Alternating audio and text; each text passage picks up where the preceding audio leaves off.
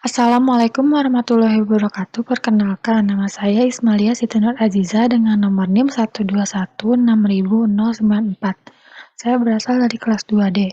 Sekarang saya akan menjelaskan tentang uji Wilcoxon, uji Mann-Whitney, dan uji Cochrane. Pertama-tama yang akan saya bahas terlebih dahulu itu adalah uji Wilcoxon. Uji Wilcoxon atau Matched Pair Sign Test adalah salah satu uji non-parametris yang digunakan untuk mengukur ada tidaknya perbedaan nilai rata-rata dua kelompok sampel yang saling berpasangan atau dependen. Uji Wilcoxon biasa digunakan pada penelitian desain pre-post test. Syarat dari uji Wilcoxon itu sendiri ada 4. Yang pertama, data sampel tidak berdistribusi normal. Yang kedua, dua kelompok sampel yang saling berpasangan. Anggota sampel, dua kelompok sama. Yang ketiga, sampel berskala data ordinal atau interval. Yang keempat, jumlah sampel pada kedua kelompok sama. Lalu selanjutnya ada contoh kasus dari uji Wilcoxon. Jika kita bawa ke SPSS, maka kita pertama, seperti biasa, masukkan data view-nya terlebih dahulu, lalu tulis sebelum dan setelah. Setelah didapat datanya, kita klik Analyze,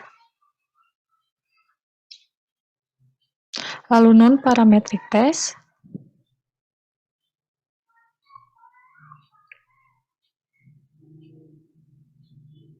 lalu To Related Sample.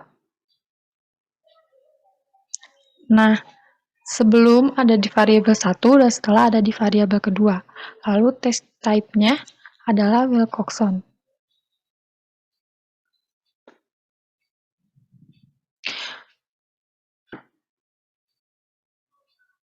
Hasilnya akan seperti ini.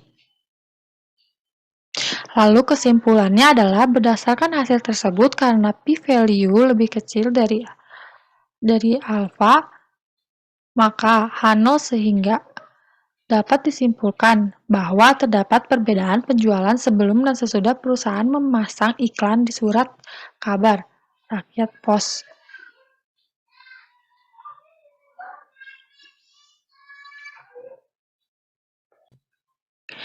Yang kedua ada uji Mann-Whitney. Mann-Whitney U-test disebut juga dengan Wilcoxon Rank Sum Test. Merupakan pilihan uji non-parametris apabila uji independent t-test tidak dapat dilakukan karena asumsi normalitas tidak terpenuhi. Tetapi meskipun bentuk non-parametris dari uji independent t-test, uji Mann-Whitney U-test tidak menguji perbedaan mean atau rata-rata dua kelompok seperti layaknya uji independen t-test, melainkan untuk menguji perbedaan median atau nilai tengah dua kelompok.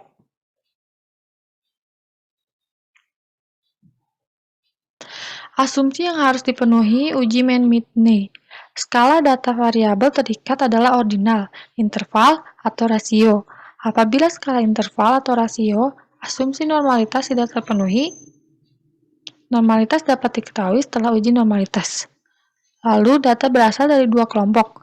Apabila data berasal dari 3 kelompok atau lebih, maka sebaiknya digunakan uji Kruskal-Wallis. Lalu, variabel independen satu dengan yang lainnya. Artinya, data berasal dari kelompok yang berbeda atau tidak berpasangan.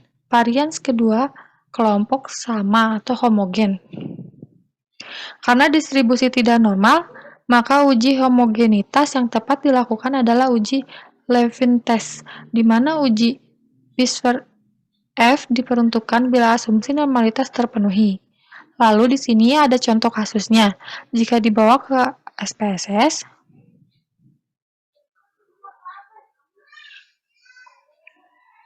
maka akan mendapatkan data ini. Lalu kita akan klik Analyze, Non-Parametric Test, lalu to independent samples.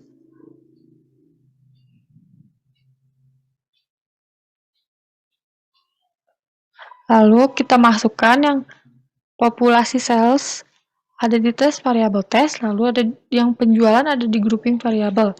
Setelah itu kita define group, lalu setelah itu test type-nya adalah main Whitney. Setelah itu kita akan mendapatkan hasilnya seperti ini. Lalu dari kriteria ujinya akan seperti yang ada di layar. Lalu kesimpulannya, berdasarkan hasil tersebut, maka H0 ditolak, sehingga dapat disimpulkan bahwa rata-rata volume penjualan tahunan yang dicapai salesman yang tidak berpendidikan akademis berbeda dengan volume penjualan yang dicapai oleh salesman yang berpendidikan akademis. Selanjutnya ada uji Cochrane. Uji Cochrane adalah uji statistik non-parametrik untuk memverifikasi apakah perlakuan memiliki efek yang identik. Uji ini merupakan uji pengembangan dari uji McNamara. Dengan menguji 3 atau lebih sampel berhubungan, kita ingin mengetahui apakah ada perbedaan yang signifikan dalam hal proporsi atau frekuensi di dalam populasinya dari suatu kejadian. Data yang digunakan minimal berskala nominal dengan ketentuan sukses atau gagal. Uji ini memperhatikan beberapa asumsi, antara lain, memilih sampel secara random dari populasi kelompok. Yang kedua, setiap kelompok bersifat independen, sedangkan dalam satu baris bersifat dependen. Yang ketiga, hasil dari perlakuan setiap kelompok berbentuk frekuensi dikotomi ditulis sebagai 7 untuk sukses dan 0 untuk gagal. Lalu yang terakhir, meskipun adalah uji dua arali, wilayah pencakan tetap menggunakan satu sisi alfa. Lalu ini ada contoh dari kasusnya. Jika dilihat dari wawancaranya, dari wawancara 1, wawancara 2 akan didapat data ini. Lalu setelah itu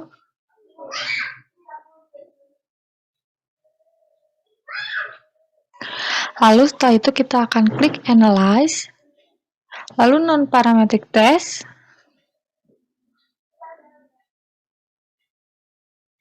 lalu K-related sample. Lalu semuanya masukkan ke tes variabel,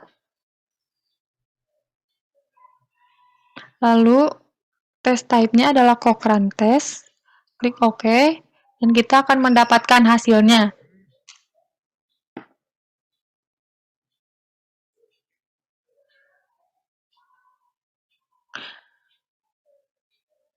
Akan seperti ini kriteria ujinya dan hipotesisnya. Datanya akan diketahui seperti ini. Lalu kesimpulannya, peluang jawabannya berbeda pada ketiga metode wawancara tersebut. Berdasarkan data, kita dapat menyebutkan bahwa metode wawancara 3 yang paling sedikit mendapatkan jawaban ya, sedangkan metode wawancara 1 dan 2 memiliki jumlah jawaban yang sama.